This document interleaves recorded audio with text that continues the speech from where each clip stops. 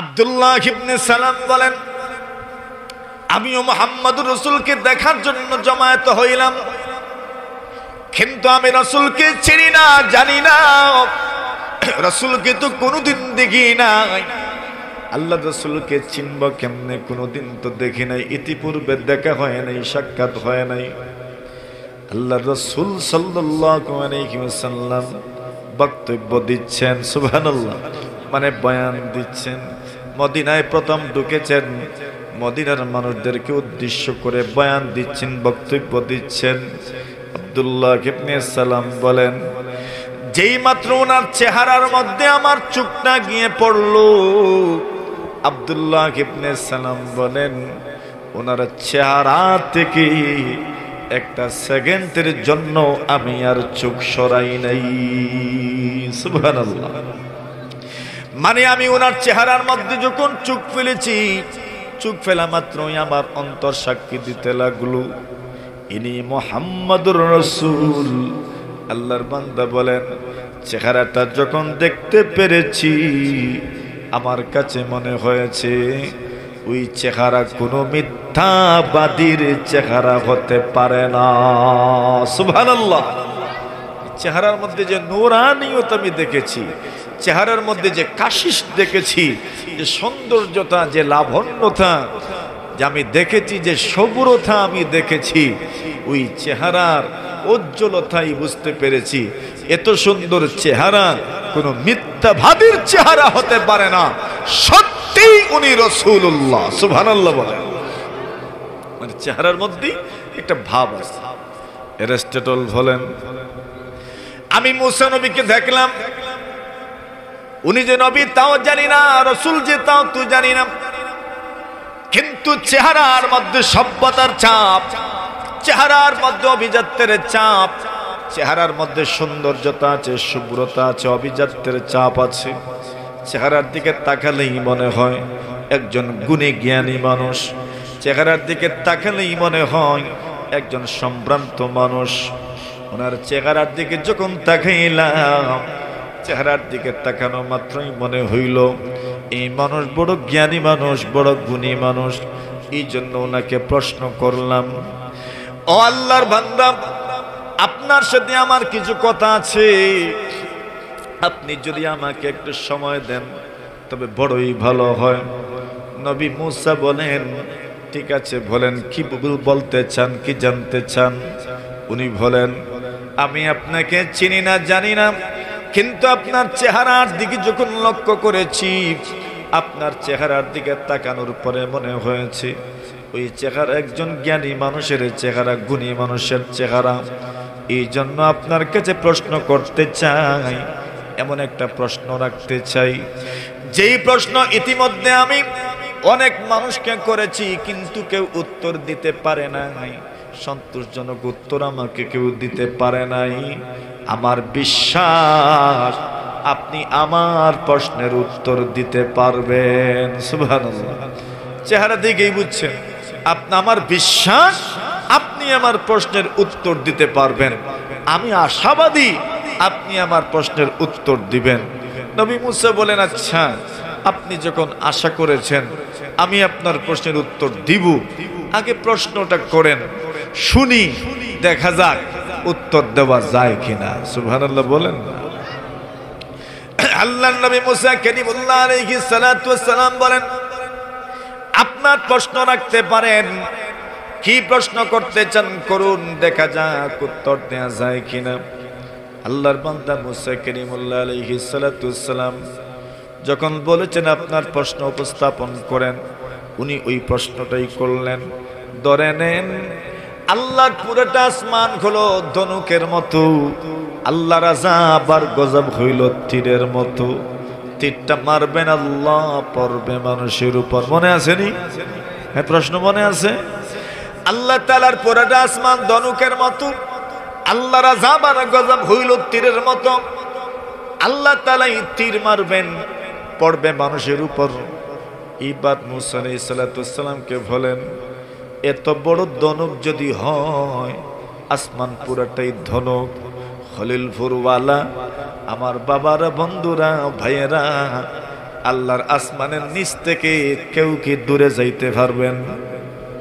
বলেন, যাইবনি? যাওয়া হরিয়া দেখাইতে পারবানি? পারবেননি? আল্লাহ বলেন, আল্লাহ বলেন মানুষকে প্রশ্ন করে দেখো, আল্লাহ তাআলা সব আসমানের মালিক, জমিনের মালিক আল্লাহ। তোমার যদি ক্ষমতা থাকে আল্লাহর আসমানের নিচের থেকে চলে গিয়ে দেখাও, পারবা? আল্লাহর আসমানের ছাদের নিচ থেকে একটু সরে দেখাও। বলে নাই, সুযোগ নাই। পুরাটা দুনিয়া আসমান বেষ্টন করে আছে। জুড়ে বলেন ঠিক কিনা? খালাকাস সাবআ সামাওয়াতিন তিবাকা। আল্লাহ বলেন একটা নয়, দুইটা নয়, একাধারে আল্লাহ পাক 7টা আসমান সৃষ্টি করেছেন। ওই 7টা আসমান আপনাকে বেষ্টন করে আছে। ওই 7 আসমান আপনি ওইটাকে ভেদ করে কোনোদিন যেতে পারবেন না, ঠিক কিনা? আল্লাহ রাজত্ব থেকে দূরে যাওয়ার ক্ষমতাই তো আমার না। যেখানেই যাব সেখানে কার রাজত্ব? আল্লাহ তাআলার রাজত্ব। আল্লাহর রাজত্ব থেকে আপনি কিভাবে যাবেন বলেন? ওই সুযোগটাই তো নাই। আল্লাহ তাআলার রাজত্বই সব জায়গায়। এখন পুরাটা আসমান হইল ধনুক, আল্লাহর আযাব আর গজব হইল তীর। মারবেন কে? মনে আছে তো? আল্লাহ যেটা মারবা এটা কি তা মনে করো না? আপনার জায়গা মতো ভরব নিনা, দূরে যাইব, জায়গা মতোই ভরব, জায়গা মতোই। লক্ষ্য ভ্রষ্ট হবে না, মিস হবে না। এটা মারলে আমরা মিস হয়নি না? না, এটাই শুননি ছোটবেলা কিন্তু লাগে এখনো দুইটাই মিস হয়। রাস্তার দ্বারা আম দেখলে এটা মারুননি না? না, সব সময় ফোড়েনি ঠিক মতো। বুঝা গেছে আম যে ফাড়ন যেটা বুঝা গেছে। এখন কারু গাছের আম যদি কেউ পায় না, তো আর কেউ কোন লাগতো না কেরা কেরা এটাই শুন বলে খলিলপুর মাদ্রাসার ওয়াজ যারা আসলা সবে এটাই শুনি। মাতুন না আপনারা সবে তো কইছেন এটাই শুন। এখন আল্লাহর বান্দা মুসা কালিমুল্লাহ আলাইহিস সালাতু ওয়াস সালাম বলেন, আল্লাহর আযাব আর গজব তীর, আল্লাহ তাআলার আসমান ধনুক তীর মারবেন আল্লাহ, পড়বে মানুষের উপর। প্রশ্নটা আপনার কাছে বড় কঠিন মনে হয়। মুসা নবী বলেন, এই প্রশ্নের চাইতে সহজ কোনো প্রশ্ন আর মনে হয় না। সুবহানাল্লাহ। জোরে জোরে বলেন, জোরে বলেন, জোরে বলেন। আপনি বলছেন এত কঠিন প্রশ্ন, উনি বলেন এই প্রশ্নের চাইতে সহজ কোনো প্রশ্ন আছে বলে তো আমার মনে হয় না। এই প্রশ্নের উত্তর একদম সহজ। বলে কেমনে সহজ? আল্লাহর নবী মুসা কালিমুল্লাহ আলাইহিস সালাতু ওয়াস সালাম বলেন, তীর যদি কেউ মারতে চায়, ধনুক থেকে যদি কেউ তীর মারে, তবে ধনুক থেকে তীর সুতা যে আছে টানানি লাগেনি না? না, যত বেশি টানাইবেন তত কাছে পড়বো। মাতুন না, না দূরে দূরে। আল্লাহর নবী মুসা বলেন, তীর মারবেন তো আল্লাহ। এখন তীর মারনেওয়ালা যখন তীর মারেন, তীর মারনেওয়ালার নিকটে যে তাকে তার উপরে পড়ে না, যে দূরে তাকে তাকেই লক্ষ্য বস্তু বানানো যায়। আল্লাহর বান্দা বলেন, দুনিয়ার জমিনে কেউ যদি তীর মারে, তবে তার কাছে গেলে যেমন তোমার উপরে তীর পড়বে না, ঠিক তেমনি ভাবে যদি আল্লাহ পাক তীর মারনেওয়ালা হন, পুরোটা আসমান যদি ধনুক হয়, আল্লাহর আযাব আর গজব যদি তীর হয়, পরে যদি মানুষের উপর, বাঁচবেন কেমনে? বলে আল্লাহর কাছের মানুষ হয়ে যাও, আল্লাহর একটা আযাব আর গজবের তীরও আপনার উপরে পড়বে না। সুবহানাল্লাহ বলেন। বুঝে এসেছে?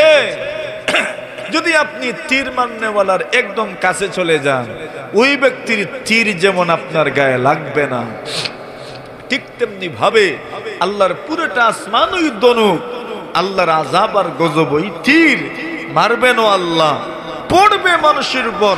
বাঁচবো কেমনে? বলে আল্লাহর কাছে চলে যাও, আল্লাহর কাছের মানুষ হয়ে যাও, আল্লাহর একটা তীরও আপনার গায়ে পড়বে না। সুবহানাল্লাহ, জোরে বলে। কথা বুঝেছেন? তাহলে কি বোঝা গেল?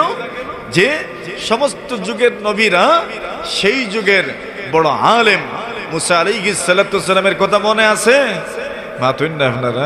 আল্লাহর ওলিরা যেখানেই পাড়া দেন, আল্লাহর ওলিদের কদম যেখানে পড়ে, আল্লাহর পয়গম্বরদের কদম যেখানে পড়ে, সেই জায়গা বরকতময় হয়ে যায়, সেই জায়গা নূরে নূরান্বিত হয়ে যায়।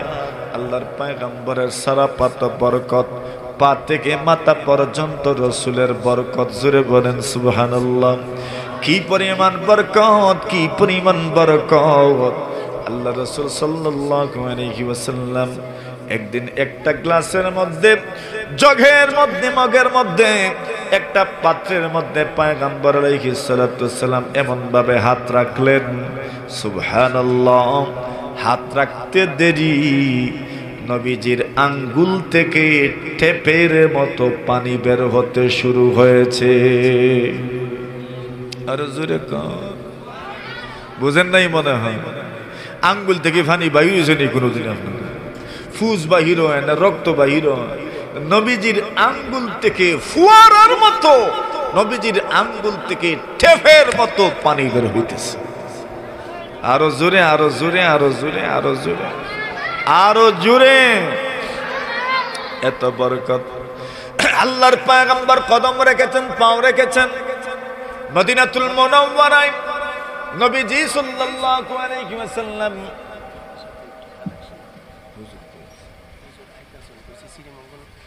আল্লাহর পয়গম্বর আলাইহিস সালাতু ওয়াস সালাম সারাপা বরকত, পা থেকে মাথা পর্যন্ত পয়গম্বর আলাইহিস সালাতু ওয়াস সালামের বরকত।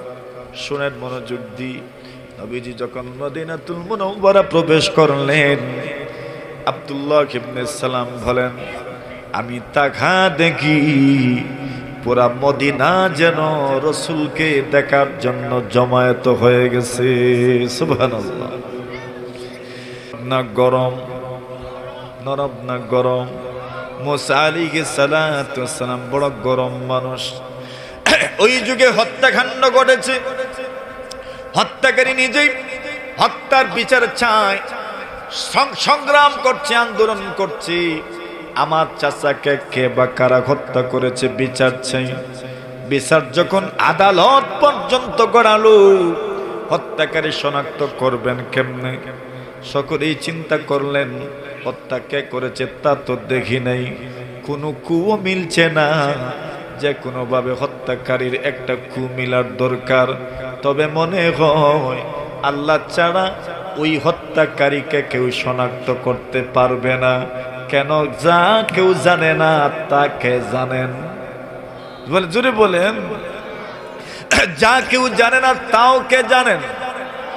যা কেউ জানে না তাও কে জানেন? যা কেউ জানে না তাকে জানেন, আল্লাহ তাআলা জানেন। যা কেউ জানে না তাও আল্লাহ জানেন। আমার ভবিষ্যৎ কেমন হবে আমিও জানি না, কিন্তু কার জানা আছে? আল্লাহর জানা আছে। আল্লাহর বান্দা হযরতে রাসূল আকরাম সাল্লাল্লাহু আলাইহি ওয়াসাল্লাম, বিশ্বনবী মুহাম্মদুর রাসূলুল্লাহ সাল্লাল্লাহু আলাইহি ওয়াসাল্লাম বলেন, আল্লাহ তাআলাই আমার ভবিষ্যতের মালিক, আল্লাহ আমার অতীতের মালিক, আল্লাহ তাআলাই আমার বর্তমানের মালিক। আমার পুরাটা জীবনে কি হবে না হবে কার জানা আছে? আল্লাহ তাআলার জানা আছে। আল্লাহ তাআলাই আমার সবকিছু জানেন। আল্লাহ তাআলা ছাড়া আর কেউ জানে না। সবকিছু একমাত্র আল্লাহ তাআলার জানা আছে। সকলেই নবী মুসা আলাইহিস সালাতু সালামের কাছে গেলেন, ওগো মুসা, আপনি মেহেরবানি করে হত্যাকাণ্ডকে ঘটিয়েছে হত্যাকারী শনাক্ত করেন, একটু আল্লাহর কাছে দোয়া করেন, আল্লাহ পাক যেন হত্যাকারী শনাক্ত করে দেন। মুসা আলাইহিস সালাতু সালাম জবাব দিলেন, আল্লাহ তাআলা বলেছেন একটা গরু জবাই করার জন্য।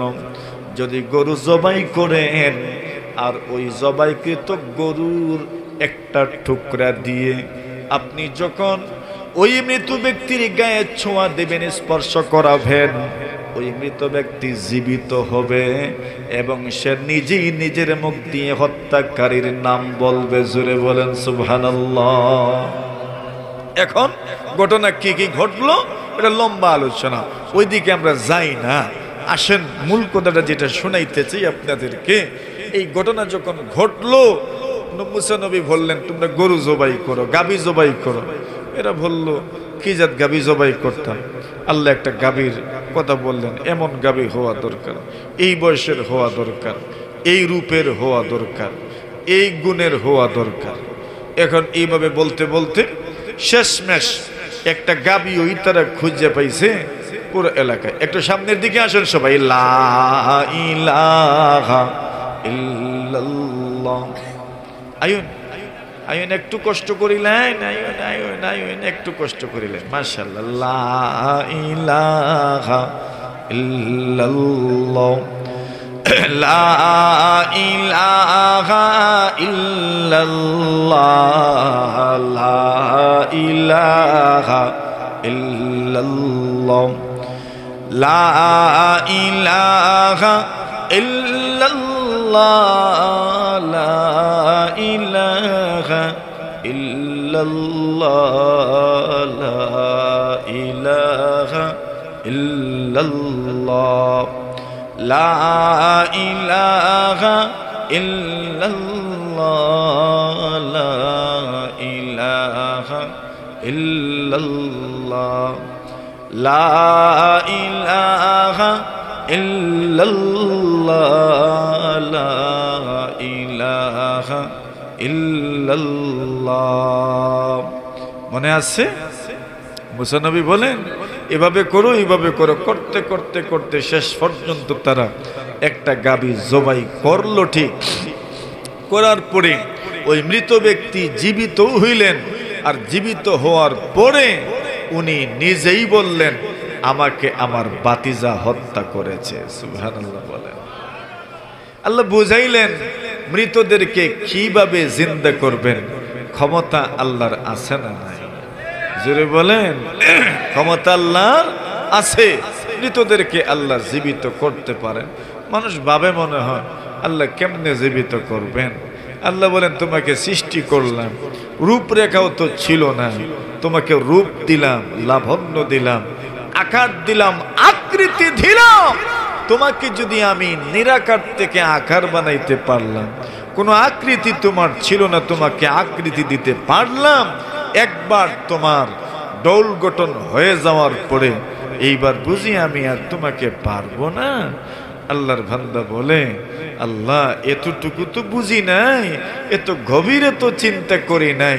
আল্লাহ বলেন যখন তোমার কোনো আকার আকৃতি ছিল না তখন পারলাম, এখন তো আকার আকৃতি হয়েই গেছে, ওই আকারে আকৃতিতে পুনরায় সৃষ্টি করা ওইটা তো আমার জন্য কোনো ব্যবহার হই না। কথা কি দেখুন আপনারা, ঠিক না বে ঠিক?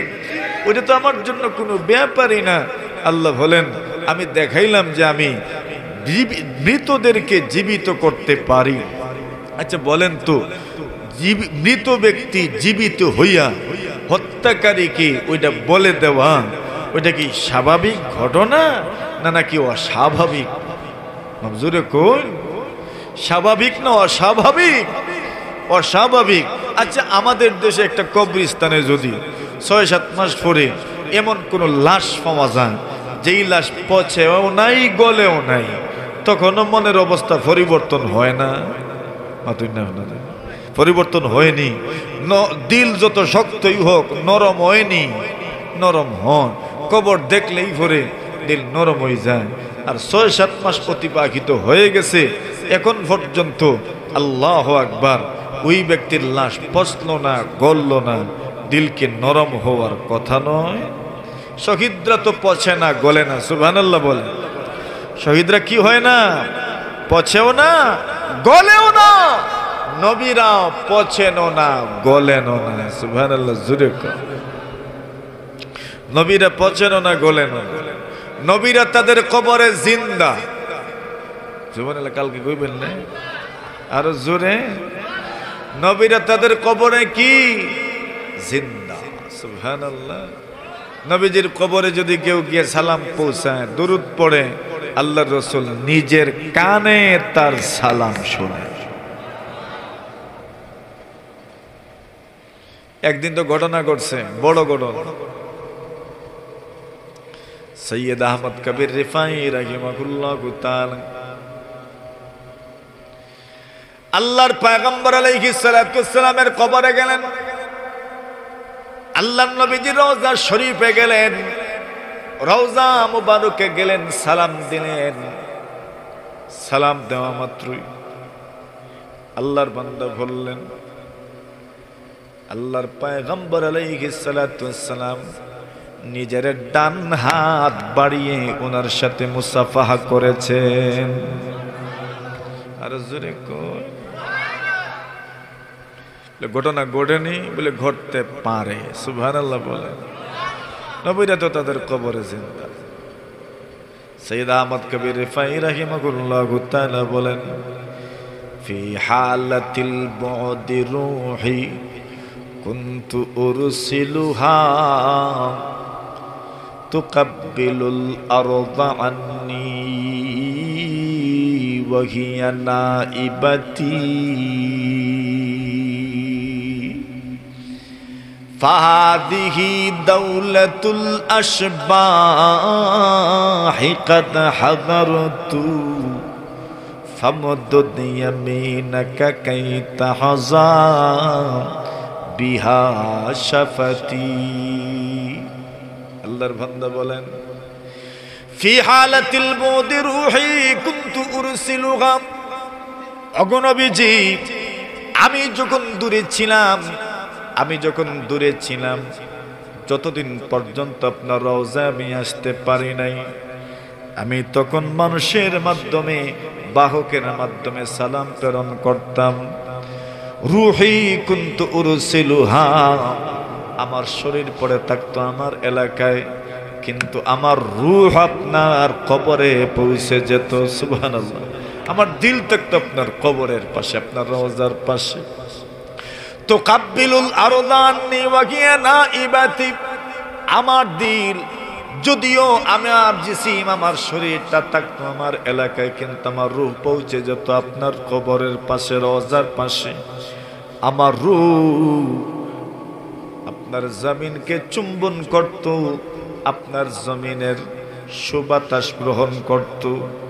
আজকের দিন আল্লাহর বড় মেহেরবানি, আমি আপনার কবরের পাশে, রওজার পাশে হাজির হতে পেরেছি।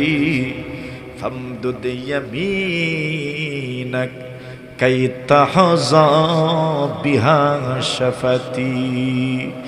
পয়গম্বর আপনার ডান হাতখানা আপনি একটু বাড়ায়া দেন, আমি যেন তৃপ্ত হতে পারি। উলামায়ে কেরাম লিখেন, উনার বলতে দেরি পয়গম্বরের ডান হাত বের হয়ে গেছে। সুবহানাল্লাহ।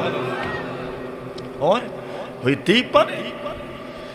আল্লাহ তাআলা সরাফা বরকত রেখেছেন।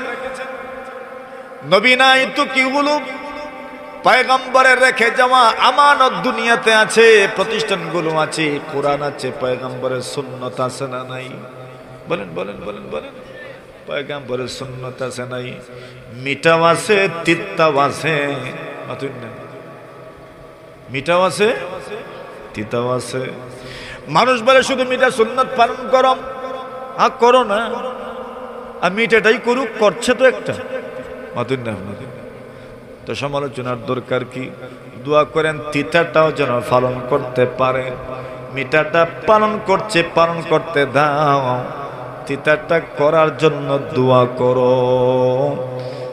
নবীর সুন্নত সামনে আছে, যদি কেউ নবীর সুন্নতকে সামনে রাখতে পারে, নবীর আদর্শকে সামনে রাখতে পারে, তবে তার জীবনটা সফল হবে।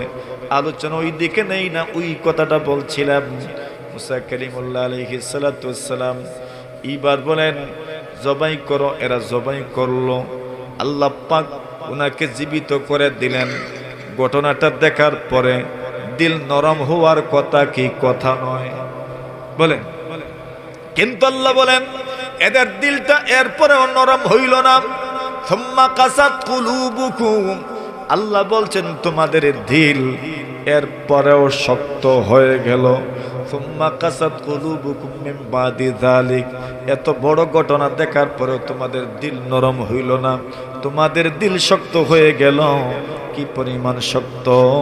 আল্লাহ বলেন ফাহিয়া কাল হিজারা, পাথরের মতো, আও আশাদ্দু কাসওয়া, আর না হয়ে পাথরের চাইতেও আরো বেশি শক্ত। নাউজুবিল্লাহ। তো কি বোঝা গেল? দিল কার মতো শক্ত হয়? পাথরের মতো শক্ত হয়। এমন কি পাথরের চাইতেও আরো বেশি শক্ত হয়। কেমনে?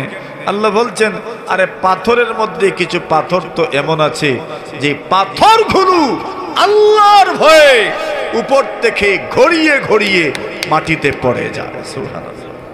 কিছু পাথর এমন আছে, আবার কিছু পাথর এমন আছে যে পাথর থেকে পানি বের হয়।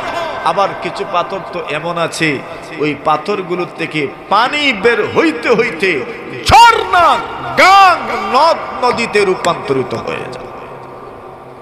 মনু নদী আর ধলাই নদী উৎস কই? কোন উৎস? কোন সমুদ্র থেকে মনু নদী আর ধলাই নদী? আপনারা নদী কি নাম? আপনারা নদী নদী আসেনি আপনাদের এলাকা? কি নাম? উৎস কই থেকে আইছে? কোন ঝর্ণার থেকে আসছে? পাথর থেকে। সুবহানাল্লাহ। প্রায় নদ নদীর উৎস পাহাড়, পাথর। সুবহানাল্লাহ, জোরে কর। আল্লাহ বলেন কিছু পাথর তো এমন আছে যে পাথর থেকে নদী তৈরি হয়, ঝর্ণা তৈরি হয়। কিছু পাথর এমন আছে ঝর্ণা হয় না, নদী হয় না, কিন্তু পানি বের হয়। কিন্তু কিছু মানুষ এমন আছে এক বুড়া পানিও জীবনে বের হয় না। আপনারা আছে না নাই? ওই আল্লাহ বলেন ফাহিয়া কাল হিজারা ও আশাদ্দু কাসওয়া, এরা পাথরের মতো, আর না হয় আরো শক্ত, আরো শক্ত। এখন বলছেন পাথর হইতাম না মাটি হইতাম? কি দেখবেন আপনারা? কিন্তু ওইটা পাথর না মাটি?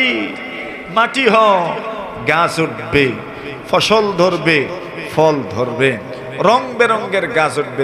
দিল পরিবর্তন করো, দিল পরিবর্তন করো, দিল পরিবর্তন করো, দিল পরিবর্তন করো। পাথর হইও না, মাটি হও, রং বেরঙ্গের ফল ফুল তৈরি হবে। কষ্ট পাইছ নতুন না আপনারা? কিন্তু ওইদাম পাথর না মাটি? মাটি হওয়া দরকার, নরম হওয়া দরকার, নরম হওয়া দরকার, নরম হওয়া দরকার। মাটির থেকেই ফল ফসল উৎপাদিত হয়, পাথর থেকে কোনোদিন ফল ফসল উৎপাদিত হয় না। মাটি হও, রং বেরঙ্গের ফল আল্লাহ, ফসল আল্লাহ তাআলা উৎপাদন করবেন। তো মাটি হইবেন কেমনে? বলে মাটি হওয়ার জন্য আল্লাহর কোরআনের পাওয়ার দরকার। কি দরকার? আল্লাহর কোরআনের পাওয়ার দরকার। বলে কেমনে? আল্লাহ বলেন থুম্মা তালিনু জুলুদুকুম ওয়া কুলুবুকুম ইলা যিকরিল্লাহ। আল্লাহ বলেন মানুষের দিল কিভাবে নরম হয়? আল্লাহ বলেন আল্লাহর জিকরের মাধ্যমে মানুষের দিল নরম হয়। মানুষের দিল, মাটির দিল নরম হয়ে যায় আল্লাহর জিকরের মাধ্যমে। আর আল্লাহর জিকিরের মধ্যে সবচেয়ে বড় জিকির হইল আল্লাহর কোরআনে মাজিদের তিলাওয়াত। সুবহানাল্লাহ। তিলাওয়াত কারা কারা পারেন হাত তুলেন।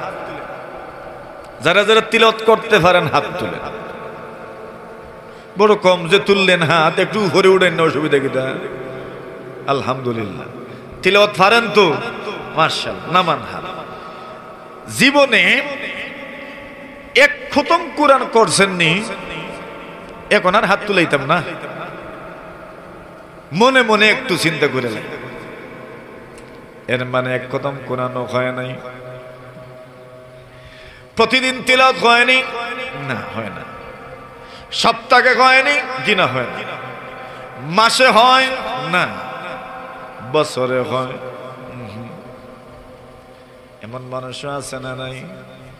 মাতুন না যে আছে না নাই? কিন্তু আমার মধ্যে গান কবরে আছে না নাই? আমার মধ্যে গানেরা কবরে আছেন। ওই মূর্তিকান্দির কবরে কি পৌঁছে?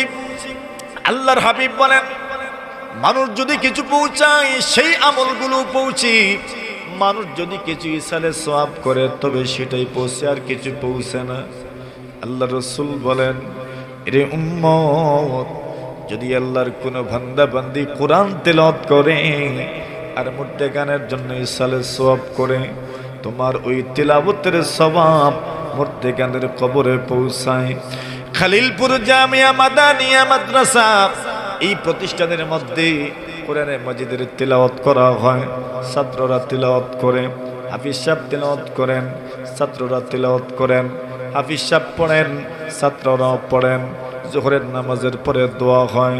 বিশ্বাস হয়নি আপনাদের? ওই তিলাওয়াত আমাদের মুর্দেগানদের কবরে যে পৌঁছে, বিশ্বাস হয়নি? বলেন বলেন বলেন বলেন, বিশ্বাস হয়? আপনি যেটা করতে পারলেন না, আমি যেটা করতে পারলাম না, আপনি যেটা করতে পারেন নাই, সেটা কিন্তু এই মাদ্রাসার মাধ্যমে হচ্ছে। আমি প্রতিদিন আল্লাহর কোরআনে মাজিদের তিলাওয়াত করে আমার মুর্দেগানদের কবরে পৌঁছাইতে পারি নাই, কিন্তু এই মাদ্রাসার মাধ্যমে আমার মুর্দেগান, আপনার মুর্দেগানদের কবরে প্রতিদিন আল্লাহর কোরআনের তিলাওয়াতের সওয়াব পৌঁছতে আছে, ঠিক কিনা?